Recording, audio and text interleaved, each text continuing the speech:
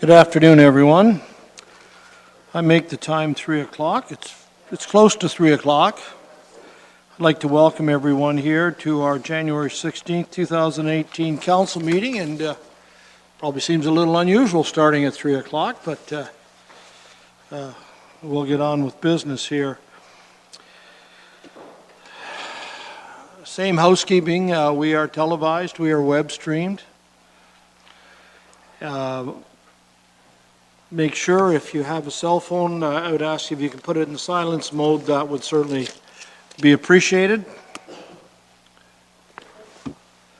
Yes, like that one. Our camera volunteer, no surprise, Judy Ann McCauley again, is assisting and volunteering this afternoon for the broadcast. Thank you very much, Judy Ann. Appreciated.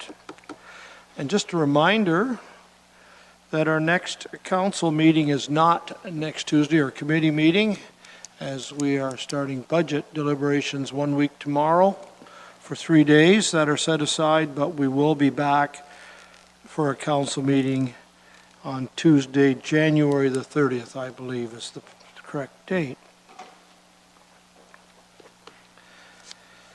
The agenda is before us for approval. I don't believe there's any additions. Been moved by Councillor Wells, seconded by Councillor Geisens, that the agenda be approved as presented in front of you. Any comments on that? Those in favor? Thank you, that's carried, and we'll proceed with what's written in front of us for this evening.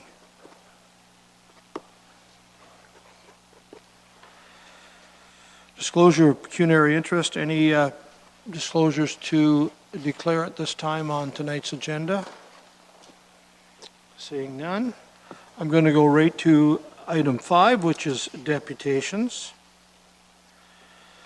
Just before we start the deputation, which is concerning the Evergreen Hill sidewalk, I'm sure you're aware, Council, but I want to remind you that we will be discussing the matter of the sidewalk at next week's budget session as per Councillor Columbus's motion back last November, I believe it was, I'm not sure. So we're receiving some input today from Mr. Bradfield in deputation. Certainly we can ask him questions, but I'm not going to let us get into a debate on that because Council has approved that we will debate that issue next week. So we won't debate that amongst ourselves. Yeah, Mr. Bradfield, you're all ready to go. Good for you. Good to see you, Jack. And you know our procedure here. You have 10 minutes. I can't allow you any extension, but I certainly will let you know when you hit the 9-minute mark if you get to that point. Okay. So whenever you're ready, sir. Okay. We're here to listen. Thank you, Jack. My name is Jack Bradfield. I live at 15 Evergreen Hill Road, and I'm concerned about the sidewalk. Many years ago, when Bill Cridlin was roads manager up in Delhi, Bill Cridlin, I hope? Cridlin? Yeah. I spoke to him about some things that I thought could improve at Evergreen Hill Road. The first thing that I did, I read a poem, and it was called Footprints in the Sand.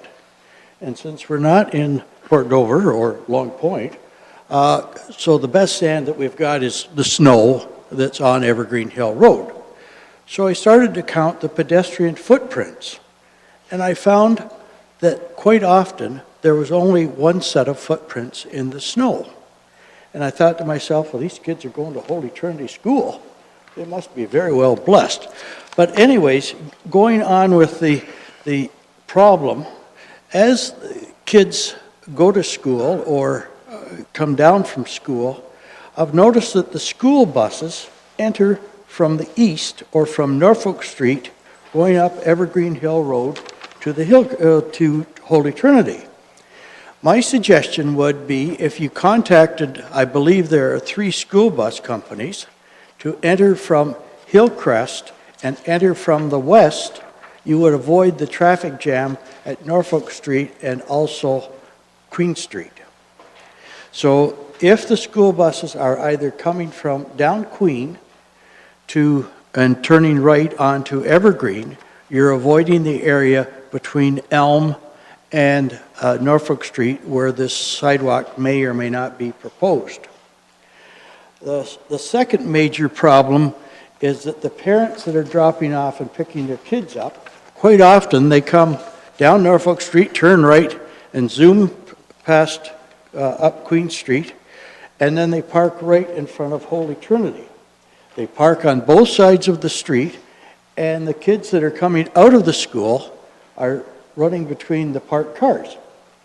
If you made a no parking sign in front of Holy Trinity on either side of the road and encouraged the families to park on Oak Street South to pick their kids up, they could either exit down Evergreen Hill Road to Hillcrest, or they could exit onto Queen, which would save the traffic problems.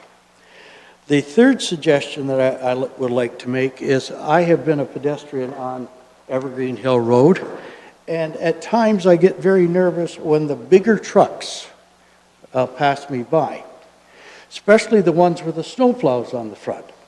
Now, the snowplow drivers have been very courteous to me, but they are a bit of a threat when you end up with this great big snowplow and here's little old fat me just very close to them. So what I would suggest is that Norfolk County encourage their snowplow operations, or if they're done with their snowplowing and coming back to your yard, that they find an alternate route. It could either be St. John's Road or it could be the highway number 3 to get to your yard.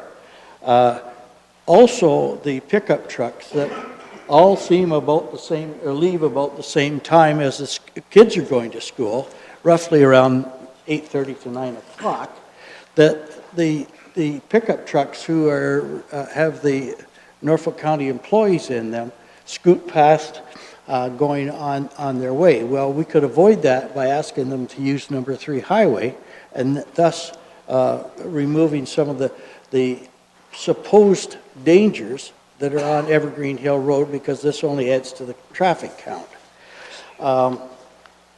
Let's see.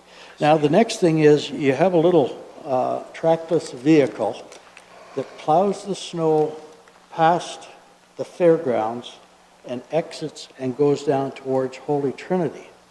Once he has finished that sidewalk, if he were to come down on Evergreen Hill Road and plow from down Evergreen Hill to Norfolk Street against the curb, that would put the snow that has accumulated against the curb and frozen there, the first freeze. Then the second snow plow freezes against the first frozen snow, and pretty soon the only spot that people can walk is in the traveled portion of the road. Where if you got rid of that curled snow, which is against the curb, and put it on your boulevard, you would have a much wider road to work with.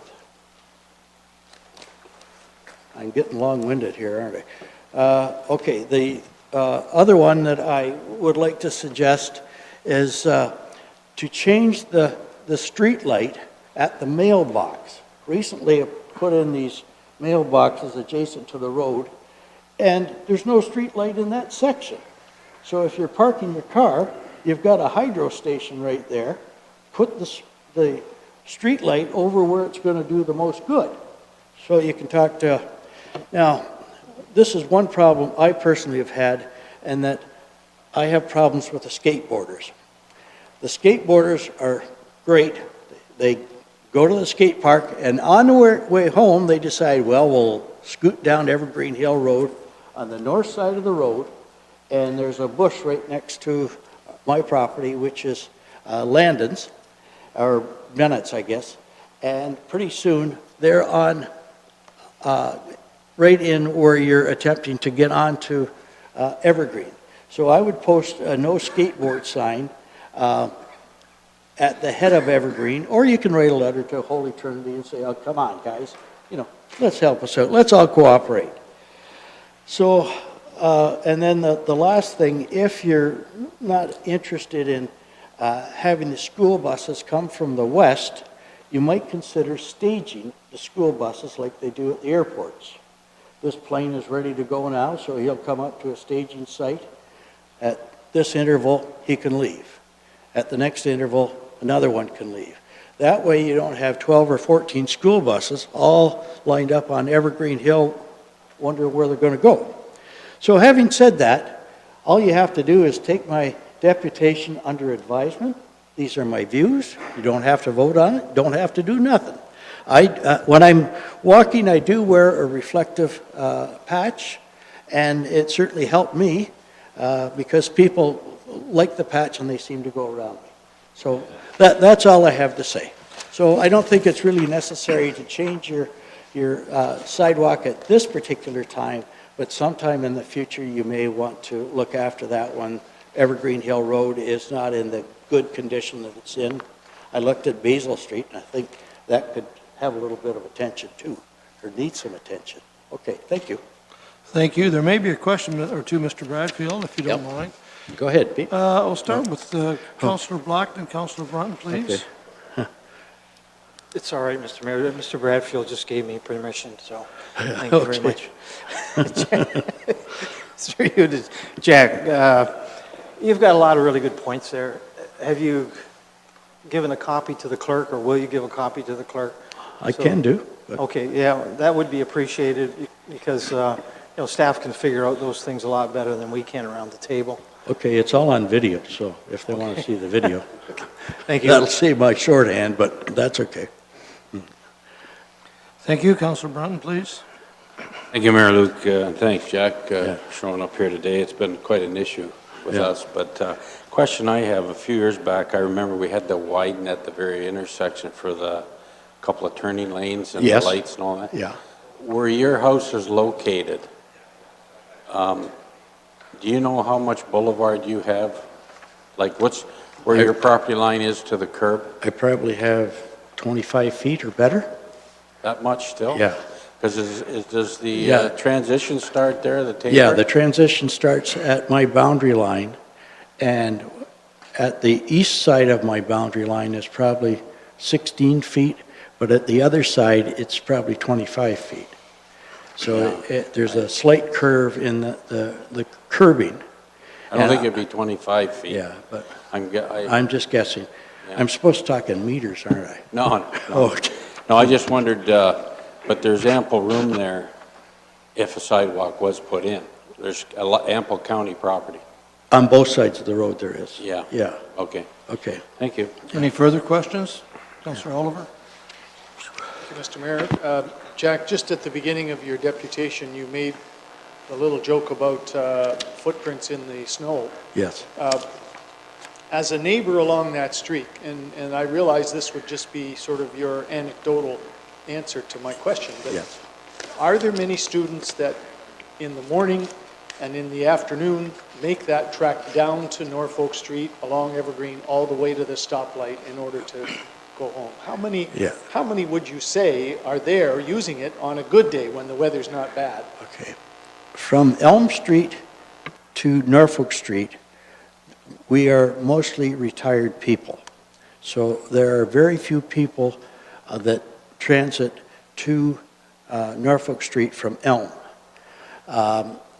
During the afternoon hours, when Jordan Stewart had her shop at the corner, there used to be 2 or 3 girls that used to come down there and work in her store, as well as Landon's. I believe that Landon's had somebody to help them. But both of those places have now closed, so I don't see many students at all going down past Elm to Norfolk Street. Very few. Thank you. Any further questions for the deputation? Thank you, Mr. Bradfield. It's been moved by Councillor Wells and seconded by Councillor Geisens that the deputation of Jack Bradfield respecting the Evergreen Hill sidewalk be received as information. Discussion on the motion? Hearing none. Those in favor? It's carried. Thank you.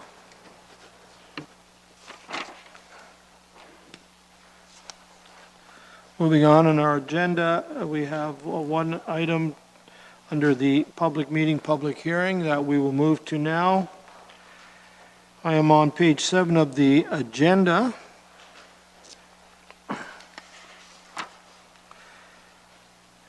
And this concerns staff report PW 18-02. This is the Cooper Municipal Drain for consideration by this council. Welcome, Mr. Houghton. No, Bill. Bill. Got my glasses off. Mr. Mays, how are you? Very good tonight. Good. I'm glad to see you again. Sorry. Bill Mays on behalf of Lee Robinson. Lee here, Robinson, Mr. I Mayor. know, is not with us today. Thank you.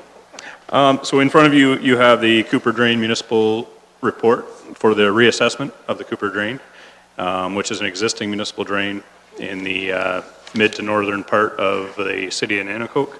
The engineer's report was prepared by Dietrich Engineering Limited. There's no proposed work under the report. It's strictly a reassessment of costs. The watershed for the drain was significantly out of date, including many severances and amalgamations of properties over the years. It was necessary to hire an engineer to reassess, and here's where we are today.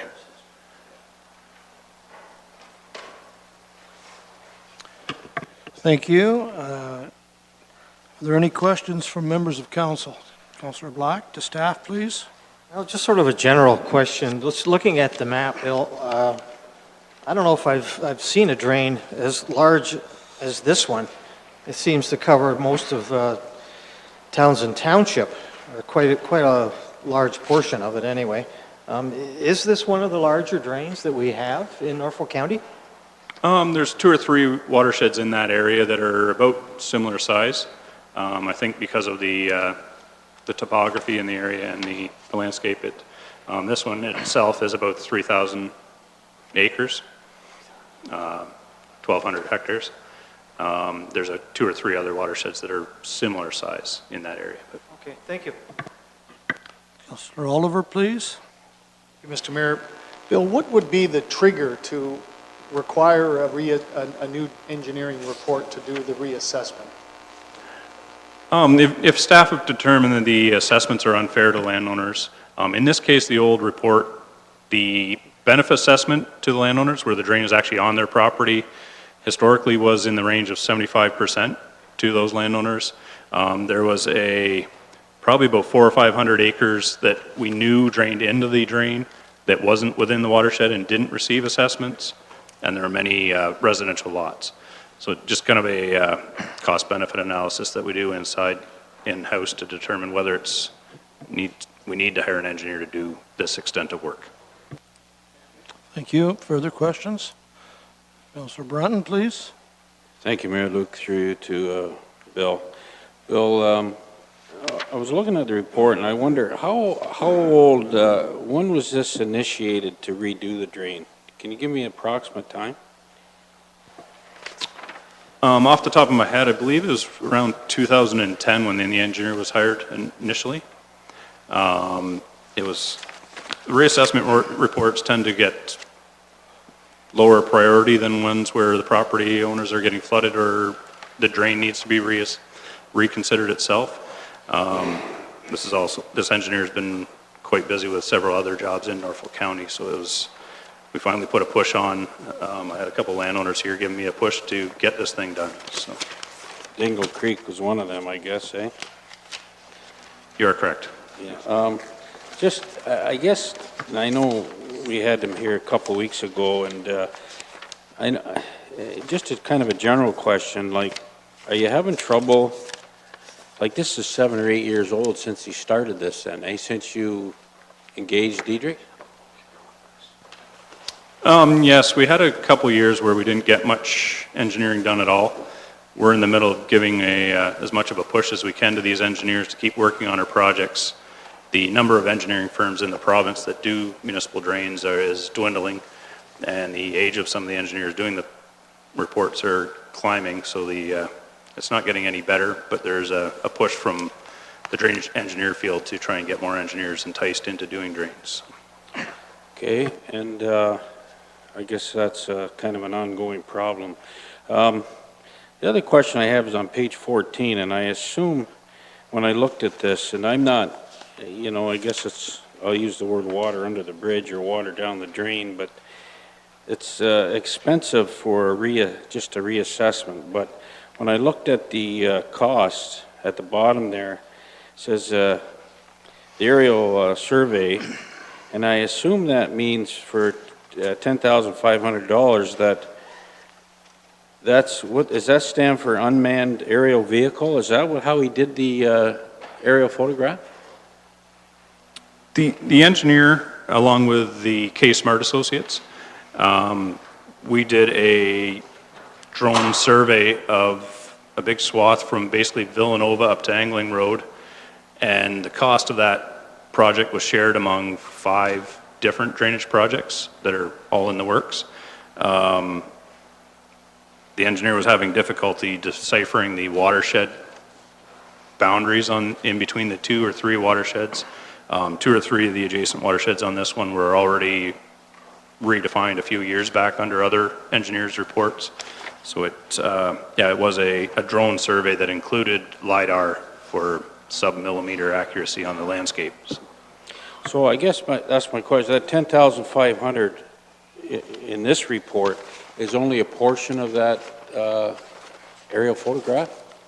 Is that the way we interpret it?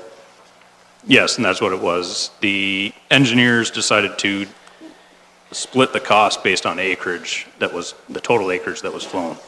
In this case, the 10,500 was the larger of the watersheds. The adjacent watershed to the west, which is going to be a branch of the Nanticoke Creek, was about the similar acreage, and then there were some smaller ones up in the top end. So the original old contour mapping wouldn't work in that case, to do this? Isn't that how they would normally use? They would typically use the contour mapping and field investigations. A few areas in this watershed were relatively flat, so the engineers got together to come up with this. The 3D model was millimeter by millimeter through the entire watershed, which created a more finite contour mapping that they could base their decisions on. Okay, and I did hear you mention that I understand we're going to have LiDAR within the next year possibly. Would that help us save some of the costs on these drains? We wouldn't have to redo, or I'll use the word refly these. We could, if we get LiDAR for the whole county, that would help for us to save in costs for all these drains, would it not? I would hope. If we had it existing, yes, it would save in the long run. Okay, thank you. Thank you. Any further questions, staff? Councillor Height? Thank you, Mayor Luke. I'm on page 20 of our agenda. I'm looking at the assessments for Norfolk County. It's page 8 of your report, Mr. Mays. I see here, and I'm just curious how we get to these figures, because it says here, concession 8 towns and 7.5 hectares affected for Norfolk County. Our cost is $924. If you go back the previous page, around 8 to 9 hectares costs, a regular resident 250 to 290. I'm kind of curious why we're paying 3 times that price. The assessment in the report is based on outlet under the Drainage Act, which is a factored hectarage, so based on land use. The engineers usually use about a factor of 1 for agricultural purposes, a factor of about 3 for roads or paved surfaces, just similar to a storm design. There's more runoff coming faster off of a paved surface than there is off of an agricultural land. Okay, so that would be similar to page 13, why we're getting assessed so much more for the maintenance cost as well? Correct, yes. The Thank you. engineer kept the same for maintenance as for the cost of the project. Okay, thank you. Thank you, Councillor Height. Any further questions? I'm going to go to ask the public if there's anyone here that wishes to speak to the report. I do want to remind any members of the public that wish to speak on this that we're not going to talk about whether you agree with your assessed value or not. All affected owners of this drain will be provided at a later opportunity, actually through the quarter revision, to, if they wish at that time, to question or talk about the assessed value. That's not the purpose of this meeting today. That quarter revision will take place later. Correct, Mr. Mays? That is correct. Thank you very much. I'll continue. Do any members of the public wish to come forward and speak towards this engineer's report? Yes, sir, if you come down and give us your name, please. Thank you. Hello, my name's Rick Goebel, and I have some farms on that Cooper drain system. Yes. It's been a long haul, last 7 years, but I'd like to congratulate the drainage men and the engineers and all the hard work that's been done, and I think it's going to be a lot better for all of us. That's good to hear. Thank you. Any questions for this gentleman? Thank you, sir. Is there anyone else here today that wishes to speak to this engineer's report?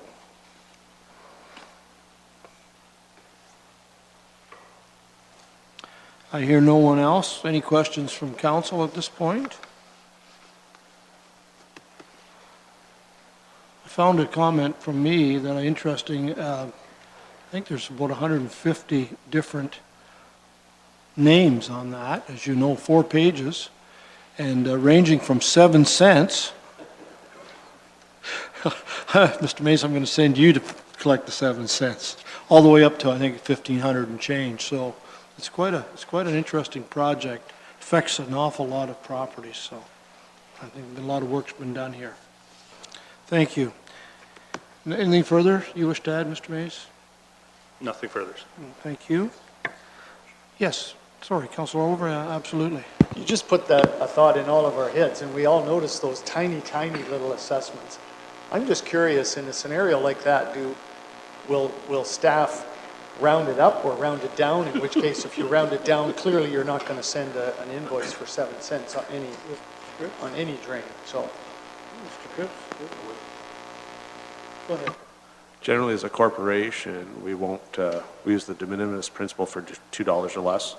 We won't pay you if we owe you 7 cents. We won't bill you if you owe us 7 cents. But I do wonder in this case, the Drainage Act might require that. So in this instance, I might give an asterisk. I don't know. Generally speaking, no, we don't want to spend $20 to process 50 cents.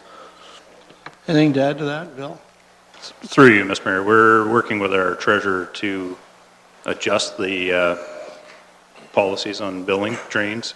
For maintenance, we do bill it to the taxes as a special charge, and I believe that will be happening with construction costs as well. Councilor Oliver, I agree. I think if you owed me 7 cents, I'm not going to pay $1 for a stamp to send you the invoice. I would need a mover and seconder to close this public meeting. Brunton has moved, and Oliver has seconded. All those in favor? That is carried. Thank you. We are now closed the public meeting. If you go to page 7, I have in front of me a copy of that recommendation. What's your wishes on that recommendation? Councilor Oliver. move the recommendation in the report, Mr. Mayor. I'm looking for a seconder. Councilor Sonnenberg has seconded. Oliver has moved, Sonnenberg has seconded. That staff report PW 18-02, the Cooper Municipal Drain Report for consideration by council be received as information. And that a provisional bylaw adopt the Cooper Municipal Drain Report dated November the 30th, 2017, prepared by Diedrich Engineering Limited. And further, that the first sitting of the Court of Revision be scheduled in accordance with the provisions of the Drainage Act. And further, that staff be directed to send a copy of the provisional bylaw and a notice of the Court of Revision to all required property owners. And further, that upon completion of the Drainage Act appeals, the Senior Drainage Superintendent act on behalf of council to continue with the completion of the proposed drainage works. Discussion on this motion. Hearing none. Those in favor? That's carried. Thank you. And Bill, thank you very much, and say hi to Gary when you see him for me. Will do. Thank you. I guess I should look before I open my mouth sometimes. Okay. Thanks again, Bill.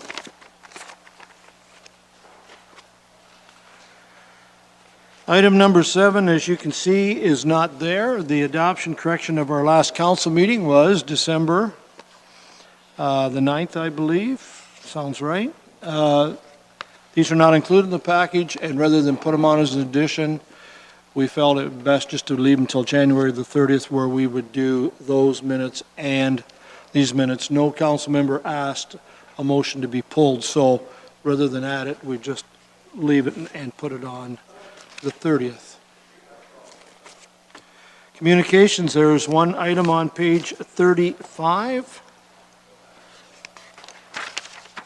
I'm going to read the recommendation, then I'll ask if there's discussion on the correspondence from MNRF, excuse me, from Sherry Pino, or discussion on the motion. Moved by Councilor Wells, seconded by Councilor Geisens, that the correspondence of Sherry Pino, Manager, Petroleum Operations Sections respecting gas wells in Norfolk County, be received as information. The letter's before you. I'll open it for any comments, questions.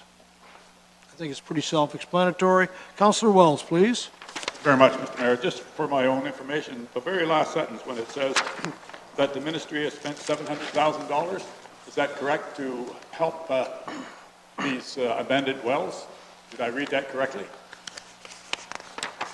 On page 35, very Yeah, last. it's on the bottom of the first page. I Yes. read that as well. If Does that's not anybody correct, do we know? have an explanation? I certainly can't verify that. Do you have any idea if that could possibly be? Mr. Cribbs, thank you, sir. I understand, well, again, my source is always the MNRF, but we have been told that in conversation and meetings with the ministry, staff to staff, and I have every reason to believe that to be correct. Mayor, further to that, and I understand that we are not experts at that, what would that $700,000, what would they do for $700,000? I'd like to take a kick at that first. When I read this, I circled the number 7, because I certainly don't know if they're talking about 7 property owners in this county. It says, have provided funding to 7 county landlords. I don't believe we had 7 wells, but there were certainly people that were adjacent to the wells that were on private property. So it said they qualified under the AWP to plug in and abandon wells on their properties. I'm not aware of 7 wells that were plugged at this point. I'm certainly aware of 2. Mr. County Manager, anything to add to that? Were there wells plugged that we're not aware of? Your worship, our evidence is that there are wells we were uninformed about that have been plugged. There's nothing through the formal process that requires the MNRF to notify them, keeping in mind that the municipality has no normal jurisdiction over gas and oil wells. This is not our traditional playground. We've only become involved to the extent that we are in charge of human health and safety within our borders. And through that locus, we've become involved in this issue. So where there's no direct threat to human health or safety, there's no notification protocol, statutory, ethical, or otherwise.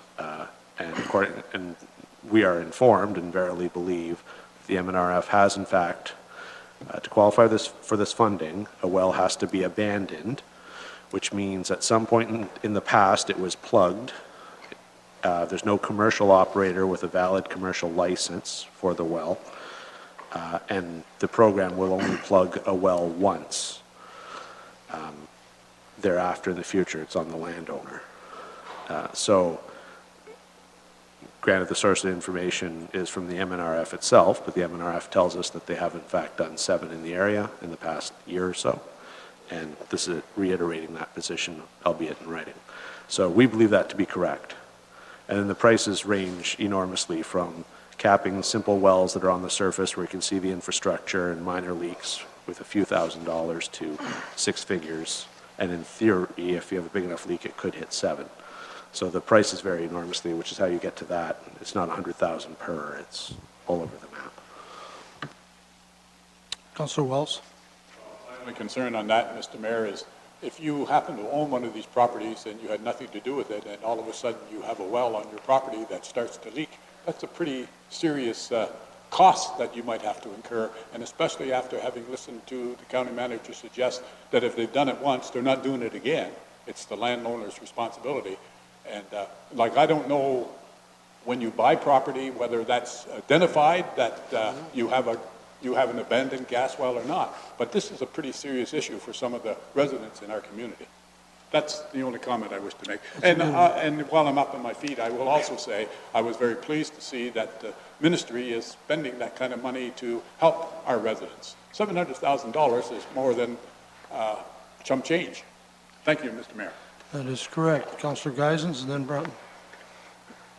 It is unrealistic. Thank you, Mr. Mayor. You may stop me, but we still have a problem on Forestry Farm Road. And if you drive through there every once in a while, there is still a real smell when you go through that just before you get to Big Creek. Just wondering, this may not be the place to put it, but at least we're talking about what the what's the M&R is the best way to put it, I guess. I know that we're still monitoring it and everything like that, but is there any chance that there's ever going to be a solution, I guess, for other people, because they have to deal with it too? So just wondering if we have any kind of information or anything like that. Certainly it'd be good to at least hear something and have the people. I know that some have called and I said, well, we're still monitoring everything that we can, and I know I've talked to our county manager and everything like that, and that's basically all we're doing. But somewhere along the line, something has to be that, I know it's in the middle of a pond somewhere, and not sure where the casing actually is, I guess, but something has to take place. So I'm just wondering if there is anything. Thank you. Well, I believe your question's very relevant, Councillor Geisens. Do you wish to comment on that? I see Marlene's not with us. Is there anything you want to respond to in that question?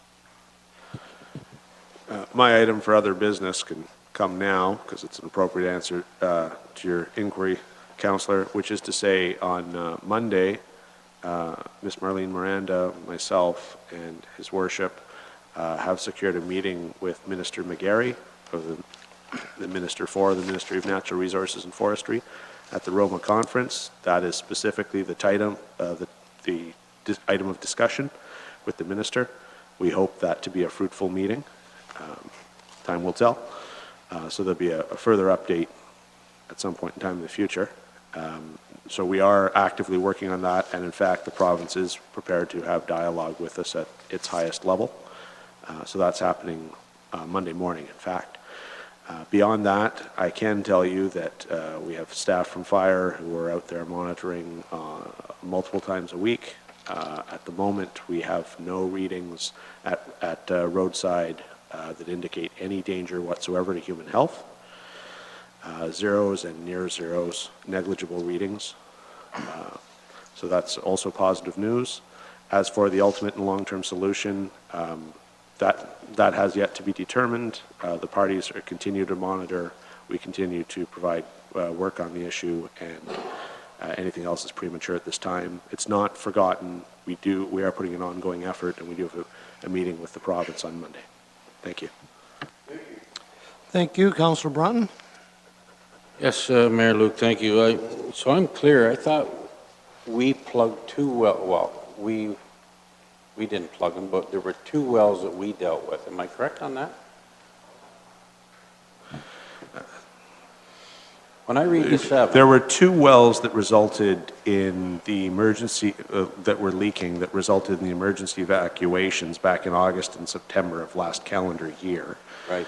The MNRF arranged for one of the wells to be plugged under that $700,000 program, and it's referring to one of those. The other was a commercially producing well, and the owner/operator of that well made the arrangements for it to be plugged. So the Norfolk County has done no plugging and has paid for no plugging, but we did pay for the costs associated with evacuation and monitoring. Okay, so and if I may, when I read that last line on page 35, I take that to mean 7 wells within their jurisdiction, not within Norfolk County. I took that to interpret maybe there were 2 for us, or 2 located here and 5 in some other county for all we know. Is that not safe to assume? We certainly have knowledge of at least one being plugged in Leamington. There you go. It's a province-wide program. Right. Norfolk County at the moment has the dubious distinction of being the flashpoint or the focal point, but we are not alone in the province of Ontario. Right, okay, so I mean, I'm not aware of 7 in Norfolk County. That's what I'm trying to get at. I know there's, I don't know how many hundred out in the Lake Erie that I don't know who's responsible for them, so. Just a follow-up question, I know Councillor Height, I'll get to you in just a moment. When I read that too, I thought of 700,000 to assist in plugging 7 wells, and that would be under the Abandoned Well Act. So they really only were involved with the one of the two, the private property owner. So quite obviously, there are 6 of them that maybe could very easily been other places throughout the province. Is that a fair statement? That's the way I read it. We have anecdotal information from some individuals. The MNRF has been to their property and has assisted with plugging. So I don't have documents to back that up, but we understand that to have occurred within Norfolk County. How many are in Norfolk and elsewhere? We can't say, because in this case, and to quote the former U.S. President, we don't know what we don't know. No, we don't know, we don't know. Be a good question to ask. Councillor Height, thank you for your patience, sir. Thank you, Mayor Luke. Similar to Councillor Geisens, I've received calls about the leaking well out on Forestry Farm Road. Just to be clear, is it on Norfolk County property?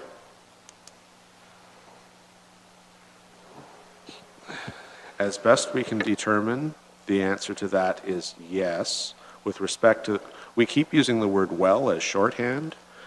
What I cannot say with certainty to this council is that it is a well and not a naturally occurring phenomenon. No one from the MNRF, the MOECC, or Norfolk Fire has found a well in the traditional sense, and we cannot exactly pinpoint it, but the area where we seem to consistently get some sort of readings is at the bottom of a ravine on land that is owned by the Corporation of Norfolk County. Is it exactly there, and is it a naturally occurring versus a former well? Literally no one can answer that question at this point in time, but on the balance of probabilities, yes, without certainty. What steps are we taking to alleviate this concern? Well, we have been taking readings on a weekly basis throughout the month of December and now into January. We are going to run some analysis on the totality of that data and provide a report to the Ministry of Natural Resources and Forestry. The thing is, at the end of the day, Norfolk County does have staff who are capable of taking readings, who have that sort of skills and training, but we don't have any hydrogeologists, et cetera, and this sort of high-end expertise with respect to the oil and gas industry. And the MNRF is going to provide some analysis on the reporting and the data we provide to them. So we're working conjunctively on trying to determine the nature of the problem, the extent of the problem, and then decide next steps from there. Okay, thank you for that. The gentleman I spoke with the last time over this was also concerned that of our obnoxious odor bylaw that we passed, because he found it very obnoxious when he drove by. And is that something that would be enforceable? Should a complaint be filed against us to fix the nasty smell of sulfur? Well, acts of God are excluded under all charges and bylaws. So if it's naturally occurring, certainly not. If we were admitting it from an industrial process or similar, then quite possibly. In this instance, as I said, we can't actually pinpoint the leak, and I can't confirm or deny the exact nature of it. Naturally occurring or old industrial apparatus. No one's found any apparatus as of yet. Okay, thank you. Anything further? Just before I go back to the motion, I wanted to make a comment. That is, after having gone through the meetings that we held with our emergency control group back in the summer, the second paragraph on page 2, I felt was a good comment from Ms. Pino, and I'll just read it. It's one sentence. In regards to more effective communications between MNRF and the county, I hope that you will agree that significant improvement has occurred through our regular meetings and the work by our staff to complete joint inspections on county properties. And I think it's good to recognize that when we have a gas leaking hydrogen sulfide in the county, we all have to be on the same page, and we all have a responsibility to work together, the ministries, the county, and everyone, and the property owners, that it is addressed. So I was very pleased to read that comment in this letter. Anything else on the correspondence from Ms. Pino? I read the motion to receive this letter as information. Those in favor? Any opposed? No? Then we are carried. Thank you.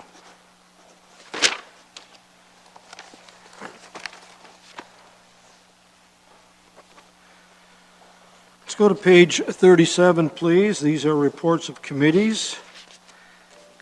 We'll start with the council and committee meeting minutes from last Tuesday, which was January the 9th. Moved by Councillor Wells, seconded by Councillor Geisens, that the open and closed session minutes of the council and committee meeting of January the 9th, 2018 be approved as presented. Any discussion? Those in favor? Those minutes of open and closed sessions are approved. Page 49, the Norfolk Environmental Advisory Board meeting, moved by Councillor Black and seconded by Councillor Brunton, that the minutes of the Norfolk Environmental Advisory Board meeting of November the 13th, 2017 be received as information. Anything you wish to raise on those minutes? Councillor Columbus, please. Yes, Mr. Mayor. With respect to the first one, November 13th, Monday meeting, NEAC, I neglected to report that I have a conflict with respect to page 53 at the bottom there, the Smith application, Prospect Street, roll number 334-030-00200. I will not speak on it or vote on it. Thank you. Thank you very much. I think the nature thereof, Councillor Columbus, if you wish, I believe it's a relative. Okay, thank you. Thank you very much. Any other discussion on those minutes? Those in favor? Carried, thank you.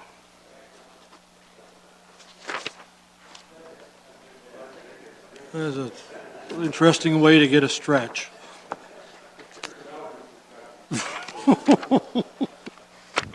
On to page 57, moved by Councillor Black and seconded by Councillor Brunton, that the minutes of the Norfolk Environmental Advisory Board meeting of December the 11th, 2017 be received as information. Any discussion on these minutes? Councillor Height, please. Thank you, Mayor Luke. I just have a point under new business on page 67. Yes? You will see there's the proposed SCORE AG symposium, and there's a highlighted download communication link button. I see this increasing at Norfolk County. We print the link as if it was a web page, and that's probably not the right thing to do considering you can't click on a piece of paper yet. It would be beneficial if you actually had the full URL in that correspondence. And Yeah, I think you're just one ahead of this. We have two sets of environmental, and then we're going to the ag one next, so I'll just hold you till then. okay. That's okay. No, you're on the ball here. Any other discussions on the December 11th Environmental Advisory Board meeting minutes? I hear none. I'll call the question. Those in favor? It's carried.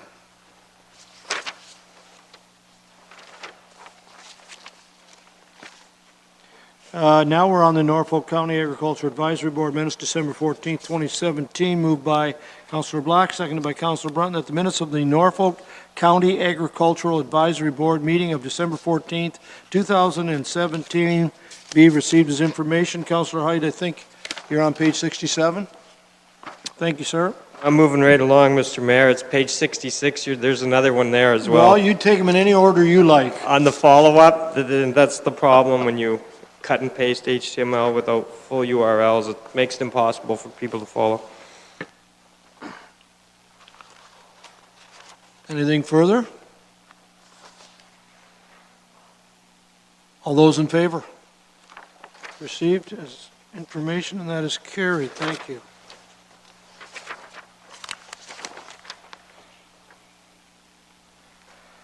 Page 69 are the Health and Social Services Advisory Committee minutes dated November the 16th, 2017. It's been moved by Councillor Black, seconded by Councillor Brunton, that the minutes of the Health and Social Services Advisory Committee meeting of November the 16th, 2017 be received as information.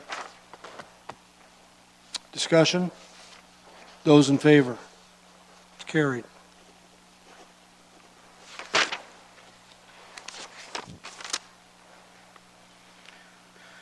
Page 77, Telecommunications Advisory Committee Minutes, dated as well, November the 16th, 2017, moved by Councillor Geisens and seconded by Councillor Oliver, that the minutes of the Telecommunications Advisory Committee meeting of November the 16th, 2017, be received as information. Discussion.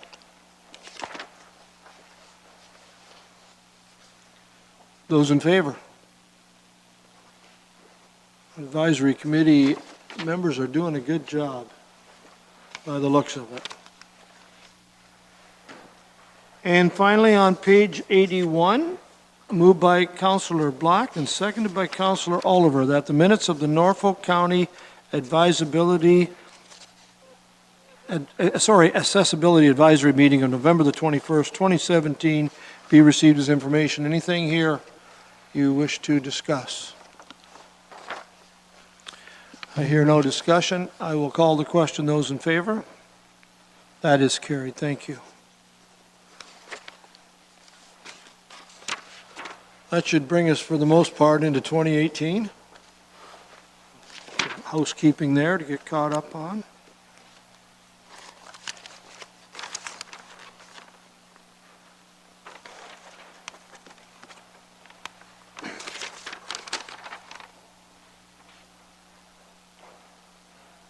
You're ready? I'll do the introduction. I want to make sure you're ready. Staff reports. We have one this afternoon. It's staff report ECS 18-02 on page 83. This is the minimum wage increases for students. Mr. Sluchenkov, I'll turn it over to you. Hi, how are you? Thank you, Mr. Mayor and Council. You may recall that this is an item that was taken away as an actionable after the special budget presentation at the end of November. You recall at that point in time that I had presented a slide with some budget drivers for 2018 as a result of the minimum wage increases. As a result of that, there was some conversations and feedback provided by Council. And so we wanted to take the opportunity as fast as possible to bring you a report with some options to deliberate, as sort of we're at the beginning of the year and then student recruiting will start soon. So I took that feedback out and myself and Ms. Erin Anderson to my right, who's our Manager of Human Resources and Staff Development, worked on the report in front of you, and Erin will present that to you right now. Thank you. Through the mayor to members of council. So Mr. Sluchenkov and I are before you this afternoon to present our report on the minimum wage increase for students. On November 22nd, 2017, the Ontario government passed Bill 148, Fair Workplaces, Better Jobs Act, in the legislature. As you're aware, the legislation includes significant amendments to the Employment Standards Act, which includes a general increase to the minimum wage from $11.60 per hour to $14 per hour, effective January 1st, 2018. Last year, in 2017, Norfolk County employed 147 students, which over many years has enabled hundreds of students to contribute back to their communities through public service, as well as earn an income. In 2015, the Human Resources and Staff Development Department created a student job evaluation tool and rated all the summer student positions using that tool. The purpose of this exercise was to determine the value or the worth of each student job in relation to other student jobs in the organization, and to establish a rational pay structure for all student positions. Through the use of this tool, we have determined that not all student positions are equal and therefore need to be compensated at different wage bands. Of our comparator municipalities that responded to our survey, the majority of those municipalities have a wage grid that's similar to our job evaluation banding system that we currently have in place, and they will be maintaining that wage grid system in 2018, even with the increase to minimum wage. So by way of this report, staff are proposing 3 different options for Norfolk County Council to consider that will meet our obligations under Bill 148. Option 1 would see the county keep its current wage structure, which would allow for an increase of all student positions of $1.25 per hour, regardless of whether the 2017 wage rate was above $14 an hour. Option 2 would bring the lowest rate of pay up to minimum wage, but keep the upper limit status quo. The only positions that would be increased are those that are currently being compensated under $14 an hour. Option 3 would see all summer student rates at $14 an hour, regardless of where they fell on the wage grade in 2017. The exception to this would be our public health inspector assistants, who would remain out of schedule at $19 per hour. In order to maximize the number of students that we're able to hire with the least amount of impact to the budget, staff are recommending option number 2, which would keep the current wage structure, and any positions that are under $14 per hour will be increased to meet the obligations under the Bill 148. Thank you, and with that, Mr. Suchankov and I would be happy to answer any questions. Thank you very much, Aaron. Councillor Wells, I'll let you start, please.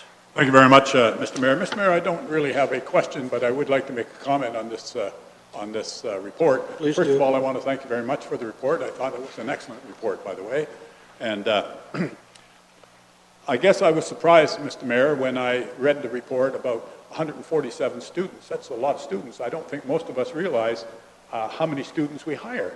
And more importantly, or just as importantly maybe, when we look at 147 students, and I look at we're spending almost $123,000. That's $123,000. That's a pretty heavy impact. But I'm very pleased to see that you come up with a proposal that suggested that you were concerned about the ratepayers and the cost of this program. And I certainly, again, laud you for that. Much has been said, and every time we turn on the radio, Mr. Mayor, and I think that's the confusing part for our ratepayers, we always emphasize, or the media is always emphasizing $14 an hour, $14 an hour. I think the general population tend to think that everybody who's on the lower pay scale is earning $14 an hour. But they never talk about the implications of the other way, of more than $14 an hour. And again, we see that here. And not that we have any choice. The province has said that this is what thou shalt do. And thanks to the province, we are spending an extra $123,000 if this passes. Thank you, Mr. Mayor. And again, I don't want to say anything negative about staff. They're only doing what they were instructed to do and told what to do by the provincial government. Thank you, Mr. Mayor. Thank you. Councillor Height. Thank you, Mayor Luke. At first blush, when I read this, it says that the levy-supported budget will be reduced by $89,200. But when I look over at financial services comments, it says the 2018 proposed budget will be $1.226 million. Yet in 2017, it was $1.381 million. So when I look at this, I don't feel that the true costs are being put up right, because in here we have $125,000 in the unallocated section. How many more salaries and benefits does this corporation have that are in the unallocated section? Because that's not how you do business. You put it down by department and how much labor goes into each department, not moving it around like that.